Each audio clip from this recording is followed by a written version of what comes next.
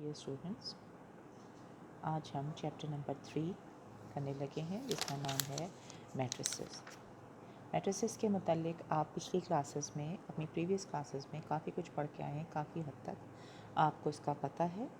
थोड़ा सा मैं आपको शुरू में ये रिवीजन करूँगी, थोड़ा सा हम गो थ्रू हो जाते, उसके बाद हम नेक्स्ट लेक्चर में सही तरह इसके ऊपर काम करेंगे, एक्सरसाइज करेंगे। ठीक है, अच्छा, अब कुछ डेफिनेशंस हैं। Some definitions you are familiar with, या आप बिल्कुल अच्छी तरह जानते हैं कि मैट्रिसेस क्या हैं। मैट्रिसेस क्या होते हैं?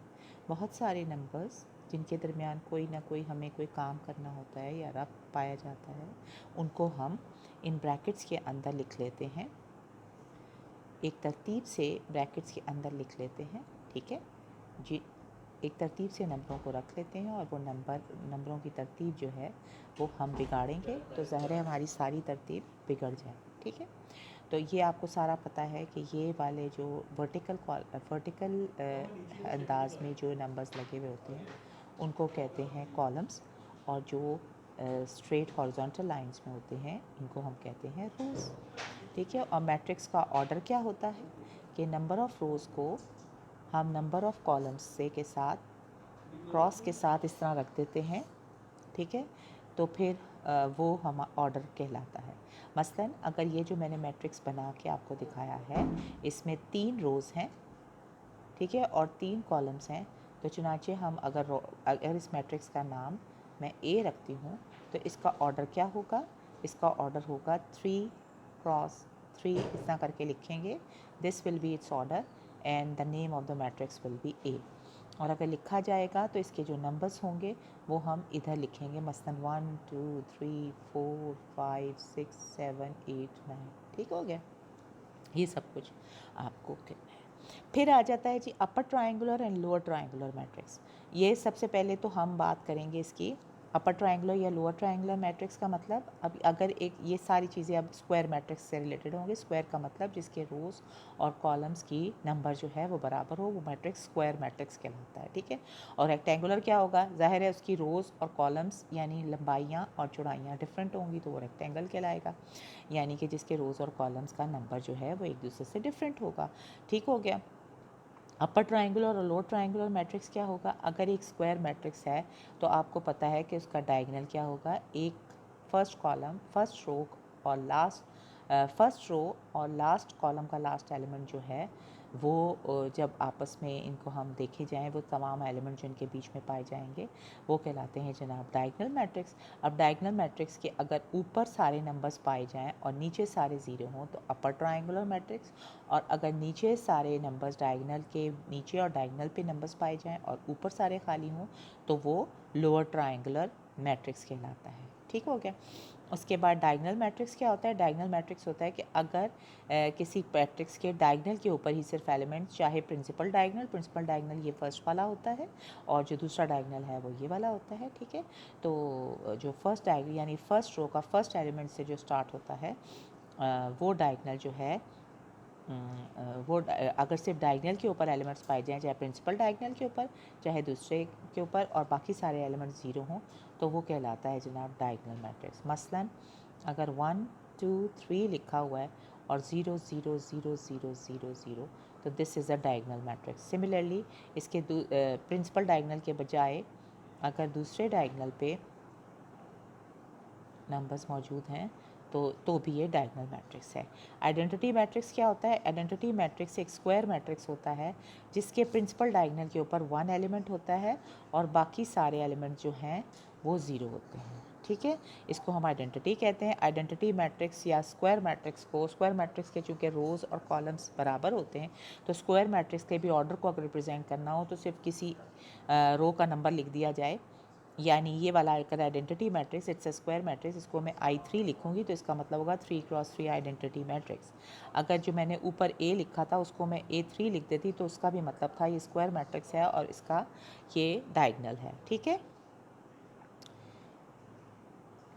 स्केलर मैट्रिक्स क्या होता है कि स्केलर मैट्रिक्स होता है कि अगर किसी डायगोनल मैट्रिक्स के यानी कि एक स्क्वायर मैट्रिक्स के डायगोनल पे सिर्फ एक ही एलिमेंट पाया जाए, 2 2 2 पड़ा हुआ है, ए पड़ा हुआ है, ठीक है, चाहे प्रिंसिपल पे चाहे दूसरा वाला इधर इस साइड पे पड़ा हो, ठीक है, तो वो कहलाता है स्केलर मैट्रिक्स। ठीक हो गया। अच्छा जी, फिर नेक्स्ट देखते हैं अलजबरा ऑफ मैट्रिक्स। इसके बारे में भी आपको बहुत अच्छी तरह मालूम है कि मैट्रिक्स की अलजबरा किस तरह होती है, यानी उनको ऐड, सब्ट्रैक्ट, मल्टीप्लाई, कैंसलेशन, ये सब चीज़ें प्रॉपर्टी जो अलजबरा से रिलेटेड ऑपरेशंस हैं, ये सारे इनको भी आपको पता है। मसलन ये लिखा हुआ है इक्वालिटी ऑफ मैट्रिसेस। मैट्रिसेस दो अगर मैं लिखूं बराबर हैं तो इसका क्या मतलब होगा? एक तो मतलब होगा कि इनका ऑर्डर सेम है, ठीक है, और फिर दूसरा मतलब होगा कि इनकी जो एंट्रीज़ हैं, रिलेटिव एंट्रीज़ जो हैं वो सब बराबर हैं।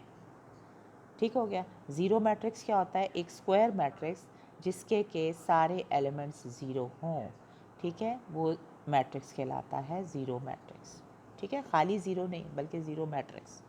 ठीक है, एडिशन ऑफ मैट्रिक्स, इसका कोई भी ऑर्डर हो सकता है, जो जिस तरह के भी ऑर्डर के साथ ये लगाया जाएगा वैसे। और दूसरी चीज़ आपको पता है कि ज़ीरो मैट्रिक्स जो है वो एडिटिव आइडेंटिटी ऑफ मैट्रिक्स के सेट का भी एडिटिव आइडेंटिटी भी कहलाता है। ठीक है, इसी तरह जो आइडेंटिटी मैट्रिक्स आई था वो मल्टीप्लिकेटिव आइडेंटिटी भी कहलाता है मैट्रिसेस की। अच्छा, addition of matrix, matrix add कैसे होते हैं उसके लिए भी हम देखते हैं कि अगर हमने दो मैट्रिक्स को ऐड करना है तो एक तो उनके ऑर्डर सेम हो, फिर उनकी रेलेवेंट एंट्रीज़ को ऐड किया जाता है। Additive inverse of matrix, matrix का एडिटिव इन्वर्स क्या होता है? एक एडिटिव इन्वर्स क्या होगा? सिंपली उसके अंदर जो एलिमेंट्स होंगे हर एलिमेंट एंट्री का साइन जो है वो बदल दिया जाए, यानी नेगेटिव ऑफ ए कर दिया जाए, तो वो एडिटिव इन्वर्स कहलाते हैं। Associative law of matrix addition क्या होता है कि तीन मैट्रिसेस को अगर हम ऐड करें तो उनको कोई फ़र्क नहीं पड़ता कि किस ऑर्डर से हम ऐड करते हैं, पहले ए प्लस बी कर लिया जाए, बाद में सी को ऐड किया जाए, चाहे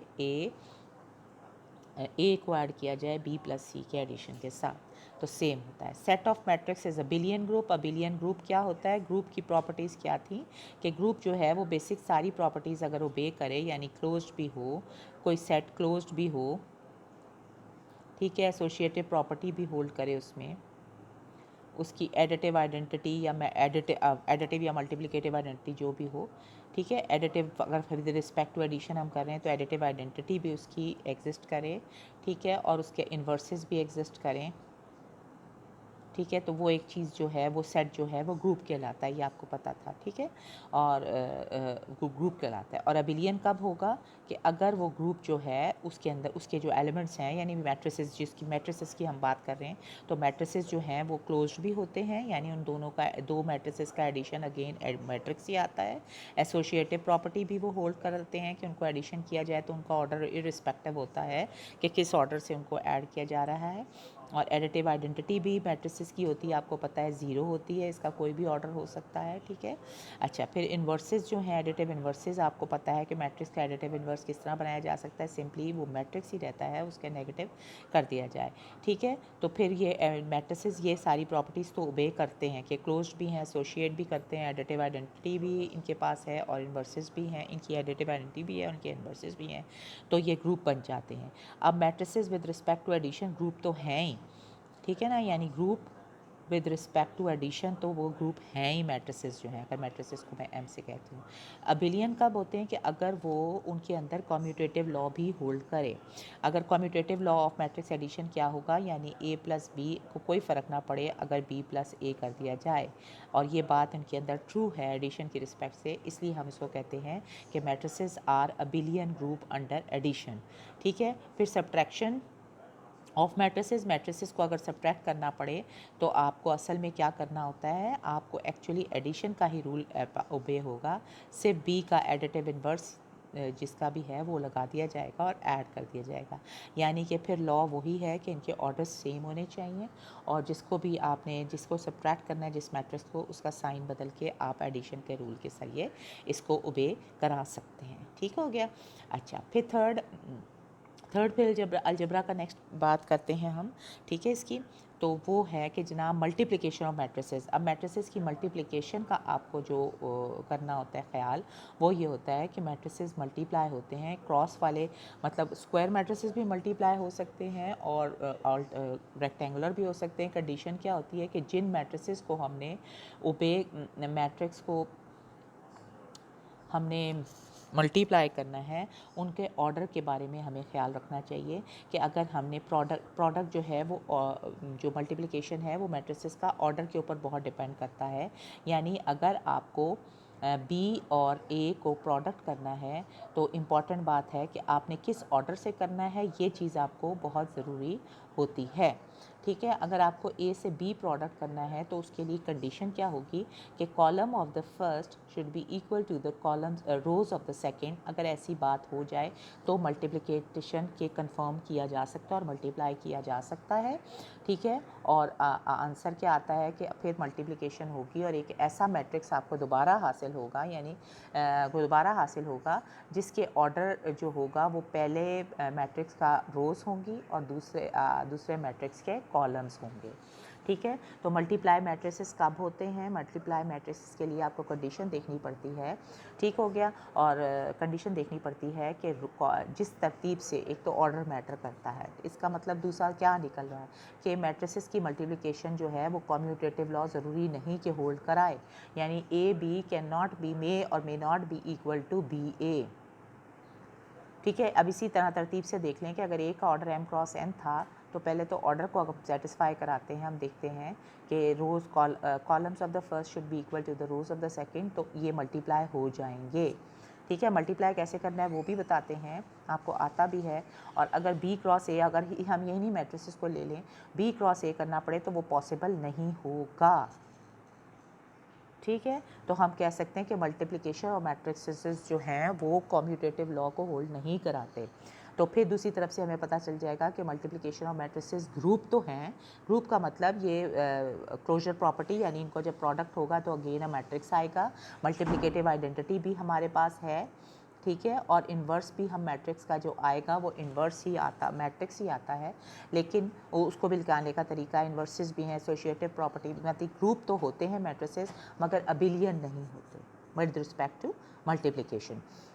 अच्छा, अब ठीक हो गया। फिर multiplication of matrices with some scalar. अगर स्केलर नंबर किसी से मल्टीप्लाई करना है, मसलन किसी ए नंबर से, 1 से, 2 से किसी मैट्रिक्स को, तो आपने सिंपली क्या करना होता है, उस स्केलर को उठा के हर एंट्री ऑफ द मैट्रिक्स के साथ आप मल्टीप्लाई कर देते हैं। ठीक है, अच्छा, फिर commutative law of multiplication does not hold good in matrices. Matrices के अंदर ये मल्टीप्लिकेटिव लॉ, जो कम्यूटेटिव लॉ जो है वो होल्ड नहीं करता, ये मैं पहले बता चुकी। फिर cancellation law of multiplication does not hold good, कि हम यानी कि ए बी के साथ अगर हम कैंसलेशन करना चाहें ए को, तो वो भी हो सकता है कि वो कैंसलेशन लॉ भी होल्ड नहीं करता मल्टीप्लिकेशन के अंडर। ये भी हम आपको आगे समझाते हैं। मैट्रिसेस आर नॉट अबिलियन, हमने बता दिया अंडर मल्टीप्लिकेशन। फिर ट्रांसपोज ऑफ मैट्रिक्स कैसे लेते हैं? मैट्रिक्स का ट्रांसपोज, यानी कि अगर एक मैट्रिक्स है m क्रॉस n का, यानी कि वो किसी m और रोज़ हैं उसकी और n कॉलम्स हैं। ठीक है, 3 कॉलम्स हैं इसके और 4 रोज़ हैं। ठीक हो गया, तो उसका अगर मैंने उसका ट्रांसपोज लेना है, ट्रांसपोज का मतलब क्या होता है कि ए मैट्रिक्स की रोज़ और कॉलम्स को इंटरचेंज कर दें। ठीक है, यानी जो रोज़ थी वो कॉलम्स बन जाए और कॉलम्स जो हों वो रोज़ बन जाएं, तो हम देखेंगे कि उसका ऑर्डर चेंज हो जाएगा और एंट्रीज़ भी ज़ाहिर है रोज़ और कॉलम्स की डिफरेंट हो जाएंगी। ठीक हो गया। अच्छा, उसके बाद थ्योरम है कुछ ट्रांसपोज ऑफ मैट्रिक्स के लिए, कि मैट्रिक्स का जब आपने ट्रांसपोज लेना है तो उसके लिए कौन कौन से थ्योरम्स ओबे होंगे। मसलन पहला हम ये देखते हैं कि अगर दो मैट्रिसेस का प्लस या माइनस कर दिया जाए, उनको उनका ट्रांसपोज ले लिया जाए, तो उसको ऑर्डर तरतीब कोई फ़र्क नहीं पड़ेगा, आंसर क्या आएगा, A transpose plus minus B transpose. ठीक है, और इसी तरह किसी मैट्रिक्स के ट्रांसपोज का फिर ट्रांसपोज लिया जाए तो मैट्रिक्स आपको वापस मिल जाता है। स्केलर मल्टीप्लिकेशन ए के साथ की जाए, यानी ए के हर टर्म को, हर एलिमेंट को के से मल्टीप्लाई किया जाए और फिर उसका ट्रांसपोज लिया जाए, तो ऐसा ही है कि अगर आप के को ए का ट्रांसपोज लेके बाद में मल्टीप्लाई कर दें। सिमिलरली अब जब आपने देखा था कि अबिलियन ग्रुप नहीं था, A B was not equal to B A, इसी तरह इसके ट्रांसपोज के लिए भी आप ख्याल रखें कि ए बी का प्रोडक्ट अगर लेंगे और उसका ट्रांसपोज लेंगे तो आंसर क्या आएगा, बल्कि ए ट्रांसपोज और बी ट्रांसपोज की प्रोडक्ट नहीं आएगा जिस तरह के एडिशन में हुआ था, बल्कि उल्टा हो जाएगा, बी ट्रांसपोज ए ट्रांसपोज के बराबर। मैट्रिसेस में यही खूबसूरत बात है, खूबसूरत बात का मतलब याद रखने की आसानी है। इसी तरह अगर आप ए बी का इन्वर्स लेंगे, प्रोडक्ट ऑफ ए बी का कोई मैट्रिक्स जब आता है, जब ए बी का प्रोडक्ट लिया जाए उसका इन्वर्स लेंगे तो क्या आएगा, बी इन्वर्स ए इन्वर्स। ये बातें याद रखने की हैं, ठीक है, ये आपने याद रखनी हैं, याद रहेंगी आप, रहनी चाहिए आपको, ठीक हो गया। अच्छा जी, उसके बाद नेक्स्ट आ जाता है सम डेफिनेशंस हैं। अच्छा, कुछ डेफिनेशंस हैं जो कि हम अब और कुछ डेफिनेशंस अब करने लगे हैं, उनको थोड़ा सा आपको रिवाइज करा देते हैं। ये आप जानते भी होंगे, अगर नहीं भी जानते तो हम दोबारा से इसको करा रहे हैं। पीरियोडिक मैट्रिक्स, यानी एक मैट्रिक्स उसका ख़ास पीरियड के बाद, ख़ास इंटरवल के बाद वो अपने आप को रिपीट कर देते हैं। मैट्रिसेस का भी का एक तरीका होता है कि ख़ास मल्टीप्लिकेशंस उनकी करते जाओ, उसके कुछ अरसे के बाद वो एक बात के बाद रिपीट हो जाएंगे, प्रोडक्ट्स करते जाओ। मसलन अगर ए के +1 किया जाए, यानी ए को मल्टीप्लाई के टाइम्स किया जाए और फिर एक दफ़ा और किया जाए और आंसर में आपको वापस ए मिल जाए, ठीक है, तो फिर हम कहेंगे कि ए जो है वो पीरियोडिक है, पीरियोडिक है, ठीक है, विद रिस्पेक्ट, और उसका पीरियड क्या है, वो है के। यानी कि अगर ए क्यूब करने पे, यानी 3 दफ़ा मल्टीप्लाई करने पे हमारे पास ए वापस, हमें वापस मैट्रिक्स मिल जाए, ए को 3 दफ़ा मल्टीप्लाई अपने साथ करें, और ये सब पॉसिबल कब होगा, जब स्क्वायर मैट्रिक्स होगा, ठीक है। तो अगर हम इसको करें, स्क्वायर मैट्रिसेस जो हैं वो पीरियोडिक होते हैं, ख़ास इंटरवल के बाद वो अपने आप को रिपीट कर लेते हैं मल्टीप्लाई करने के बाद, ठीक है। तो पीरियोडिक मैट्रिक्स, अगर एक स्क्वायर मैट्रिक्स 3 दफ़ा मैंने मल्टीप्लाई किया सपोजिंग, और 3 दफ़ा मल्टीप्लाई करने पे मुझे ए मिला, तो इसका पीरियड क्या होगा, इसका पीरियड होगा 2, ठीक हो गया। आइडेम्पोटेंट मैट्रिक्स क्या होता है, एक मैट्रिक्स जिसका ऑर्डर 1 हो, सॉरी पीरियड 1 हो, एक मैट्रिक्स जिसका पीरियड 1 हो, यानी जब मैं 1 + 1 करूं तो मुझे वापस ए मिल जाए, ठीक है, यानी ए स्क्वायर इज इक्वल टू ए हो, तो हम कहते हैं कि ये मैट्रिक्स जो है वो ए जो है वो आइडेम्पोटेंट है। आइडेम्पोटेंट का मतलब उसका पोटेंसी जो है वो 1 है, आइडम का मतलब आई है, एक है, ठीक है। तो जिसकी मैट्रिक्स का ऑर्डर 1 ऑर्डर नहीं, पीरियड 1 होगा, तो होगा क्या कि जब उसका स्क्वायर किया जाएगा तो ए मिल जाएगा, तो फिर मैट्रिक्स जो है वो आइडेम्पोटेंट कहलाएगा। नीलपोटेंट, नीलपोटेंट का मतलब उसकी पावर जो है पोटेंसी जो है या उसकी ताकत जो है वो ज़ीरो हो। तो एक ऐसा नंबर जिसके के ऊपर, जिसकी की पावर अगर हम ए पी सपोजिंग किया और मुझे ए को मैं मल्टीप्लाई करती कि बहुत दफ़ा या एक दफ़ा या 2 दफ़ा वॉटेवर, और मुझे ज़ीरो मैट्रिक्स हासिल हो गया, ठीक है, ज़ीरो मैट्रिक्स आ गया, तो हम कहेंगे कि ये जो मैट्रिक्स है ये नील पोटेंट है, यानी नील हो जाता है, ज़ीरो मैट्रिक्स पे कन्वर्ट हो जाता है जब उसकी पावर जो है वो पी हो जाए, ठीक है। तो हम कहते हैं कि इसका ये पी जो है वो नील पोटेंसी इंडेक्स होगा, नील पोटेंसी इंडेक्स ऑफ मैट्रिक्स, ठीक है। तो नील पोटेंट मैट्रिक्स क्या होते हैं कि मैट्रिक्स अपने काफ़ी दफ़ा आपस में जब अपने आप से मल्टीप्लाई होता है तो एक ख़ास ताकत के ऊपर वो ज़ीरो हो जाता है, ज़ीरो मैट्रिक्स में कन्वर्ट हो जाता है, ठीक है। तो फिर वो ताकत या वो पावर जो है वो उसका नील पोटेंसी इंडेक्स होता है, और ये मैट्रिक्स जो है वो ये कहलाता है, it is nilpotent of nilpotency index P, ठीक हो गया। नेक्स्ट आ जाता है इनवॉल्यूटरी मैट्रिक्स, ठीक है। इनवॉल्यूटरी मैट्रिक्स क्या होता है कि अगर हमारे पास मैट्रिक्स को स्क्वायर मैट्रिक्स को जब मैं स्क्वायर करूं और वो आइडेंटिटी इंस्टेड ऑफ ज़ीरो, जब ज़ीरो हो जाता था तो वो क्या कहलाता था, नील पोटेंट कहलाता था, ठीक है। बल्कि या ए जब खुद आ जाता था तो वो हम कहते थे पीरियोडिक मैट्रिक्स हो जाता, लेकिन आइडेम्पोटेंट सॉरी। और फिर इनवॉल्यूटरी क्या है कि जिस वक्त ए को स्क्वायर किया जाए तो इंस्टेड ऑफ ज़ीरो आने के या अपने आप को रिपीट करने के वो आइडेंटिटी मैट्रिक्स में चेंज हो जाए, तो ये मैट्रिक्स जो है ये कहलाता है इनवॉल्यूटरी मैट्रिक्स। फिर symmetric matrices and skew symmetric matrices. अब सिमेट्रिक मैट्रिसेस क्या होते हैं, सिमेट्रिक मैट्रिसेस होते हैं कि अगर ए का ट्रांसपोज जो है वो हमारे पास ए आ जाए वापस, जब हम उसका ट्रांसपोज करें तो हमारे पास ए मैट्रिक्स आ जाए, यानी कि उसका ऑर्डर भी वही रहे जब ट्रांसपोज करते हैं किसी मैट्रिक्स का, दूसरा उसके अंदर जो एलिमेंट्स हैं वो अपनी अपनी पोजीशन पे वैसे के वैसे रहें, तो वो मैट्रिक्स कहलाता है सिमेट्रिक मैट्रिक्स। और अगर ऐसा ना हो बल्कि मेरे पास कुछ और भी ना बने बल्कि माइनस ए आ जाए, यानी ए के जो एलिमेंट्स हैं वो अपने साइन बदल के अपनी अपनी जगह पर मौजूद हों, तो फिर हम कहते हैं कि मैट्रिसेस जो हैं वो स्क्यू हो चुके हैं या स्क्यू सिमेट्रिक हो चुके हैं। ठीक है, ये भी सब आपको पता था। कॉन्जुगेट ऑफ मैट्रिक्स, ये कॉन्जुगेट वर्ड जो है आपको पता है कॉम्प्लेक्स नंबर्स के साथ इंडिकेटेड है। तो अगर किसी मैट्रिक्स में बाकायदा कोई आई वाले नंबर होंगे, वैसे तो हर रियल नंबर जो अंदर नंबर्स लिखे हुए होते हैं दे आर ऑल्सो कॉम्प्लेक्स, मगर जहाँ पे आइडेंटिटी मैट्रिक्स की फॉर्म में कोई के एलिमेंट जो हैं वो 2 + i लिखा हुआ हो एलिमेंट्स में, या मतलब i की फॉर्म में भी लिखे हों, तो फिर कॉन्जुगेट कुछ क्लियर नज़र आता है। तो कॉन्जुगेट के लिए सिंबल हम क्या इस्तेमाल करते हैं, मैट्रिक्स के ऊपर एक बार लगा दी जाती है। ठीक है, और कॉन्जुगेट क्या होता है कि उसके जो i वाले पार्ट्स, i वाले एलिमेंट्स होते हैं उनके साइन बदल दिए जाते हैं, जैसे कि आपको कॉन्जुगेट का पता था। ठीक है, फिर हर्मिशियंस एंड स्क्यू हर्मिशियन मैट्रिसेस, जो कि एक चार्ल्स हर्मिट थे मैथमेटिशियन। ठीक हो गया, वो फ्रेंच मैथमेटिशियन थे चार्ल्स हर्मिट। उनके बाद उनके काम के ऊपर ये नाम रखा गया हर्मिशियन मैट्रिसेस का या स्क्यू हर्मिशियन मैट्रिसेस का। अब स्क्यू हर्मिशियन मैट्रिसेस क्या होते हैं कि अगर हम देखें कि ए कॉन्जुगेट लिया जाए, फिर उसका ट्रांसपोज लिया जाए और हमारे पास ए वापस मिल जाए, तो हम कहते हैं कि ये मैट्रिक्स ए जो है इट इज़ हर्मिशियन मैट्रिक्स। और अगर बल्कि नेगेटिव आ जाए, ए बार लिया जाए फिर कॉन्जुगेट ट्रांसपोज लिया जाए और माइनस ए आ जाए, तो ऐसा मैट्रिक्स जो है स्क्यू हर्मिशियन कहलाता है। अब ये जो सिंबल है ए बार रेज़ टू पावर टी, इसको हम ए एच भी कह देते हैं। ठीक है, हर्मिशियन लेना, ठीक हो गया। तो ये इस तरह भी कह दिया जाता है। अब कुछ वोकेबलरी में आपको नई इंट्रोड्यूस जो हो रही है, बाकी सारे सिंबल्स वगैरह आप नोन थे, हम नई वोकेबलरी इस्तेमाल कर रहे हैं कि A conjugate raise to power transpose, इसको हम हर्मिशियन ट्रांसपोज ऑफ ए भी कहते हैं।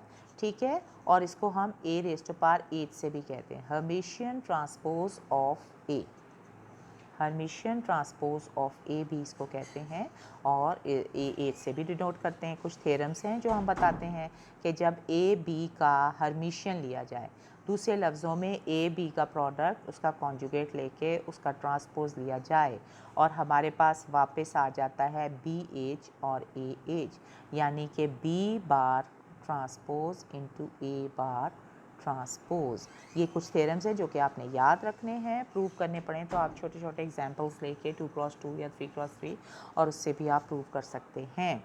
सिमिलरली फिर एक थ्योरम है कि अगर एक मैट्रिक्स का ट्रांसपोज लिया जाए, फिर ए बी लिया जाए और फिर उसका ट्रांसपोज लिया जाए, तो हमारे पास क्या आएगा, उल्टा लिखना है। ठीक है, ये देखें कि इस वाले बी के ऊपर ट्रांसपोज उल्टा लिखना है ना। आपको पता है कि प्रोडक्ट्स के अंदर मैट्रिसेस के प्रोडक्ट्स जो हैं वो उल्टे कर दिए जाते हैं, तो इसके ऊपर बी ट्रांसपोज आ जाएगा, ए के ऊपर ए ट्रांसपोज आ जाएगा और बी ये वाला वैसे ही आ जाएगा।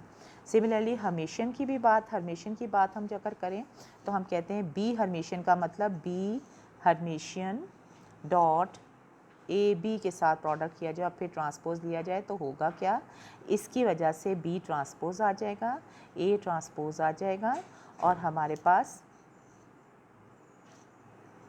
हर्मिशियन लिया जाए। हर्मिशियन का मतलब फिर इसके ऊपर बार और फिर ट्रांसपोज लिया जाए, तो होगा क्या कि B bar transpose A bar transpose और इसका दोबारा से लेंगे तो बी वापस आ जाएगा। ठीक है, तो यानी बी हर्मिशियन, ए हर्मिशियन और बी आ जाएगा। ठीक है, चलिए बच्चा, अब ये जो है ये एक लेक्चर मैं कंप्लीट, इसका छोटी सी ये वीडियो है, इसको मैं कंप्लीट कर रही हूँ। इसके साथ दूसरा पार्ट फिर मैं रिकॉर्ड करके दोबारा से इसके साथ अटैच करूँगी और हम फिर बकाया चैप्टर कंप्लीट करते हैं।